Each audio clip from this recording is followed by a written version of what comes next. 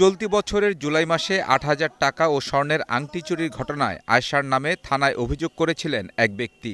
সেই চুরির ঘটনায় পাওয়া একটি নাম্বারের সূত্র ধরে সাভার, বরিশাল ও সবশেষ ঝালকাঠিতে তার দাদা শ্বশুরের বাড়িতে অভিযান চালিয়ে গ্রেপ্তার করা হয় আয়েশা ও তার স্বামীকে।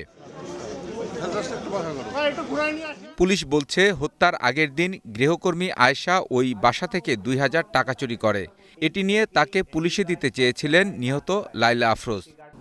এখন পর্যন্ত আমরা কনফার্ম না, বাট যেটুকু অনুমান করা যায় যে যদি ২,০০০ টাকা চুরির ঘটনাটা সত্যি হয়, তাহলে তাকে যে ওই পুলিশে দেওয়ার ভয় দেখাইছে, তারে যে রাগারাগি করছে, তার মধ্যে একটা ক্ষোভও কাজ করছে, সাথে সাথে সে যে চুরি করবে এই ইন্টেনশনটাও নিয়ে আসছে।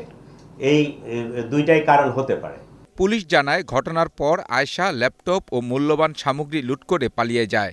কিভাবে সেফ এক্সিট হবে, সে তার কাপড় চোপড় চেঞ্জ করে মেয়েটার কাপড় চোপড়গুলো পরছে, মুখ ঢাকছে, একটা ওই ল্যাপটপের ব্যাগ পিছনে নিয়ে এজিফ যে বাসার মেয়ে প্রাইভেট পড়তে অথবা কলেজে বা ইউনিভার্সিটিতে বাহির হয়ে যাচ্ছে, এই একটা এনভায়রনমেন্ট ক্রিয়েট করে সে বাহির হয়ে গেছে।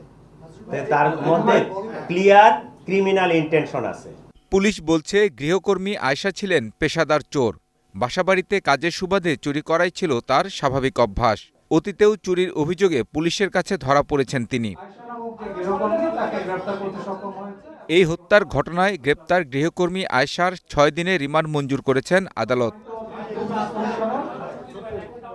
Kamrul Hasan, green TV, Dhaka.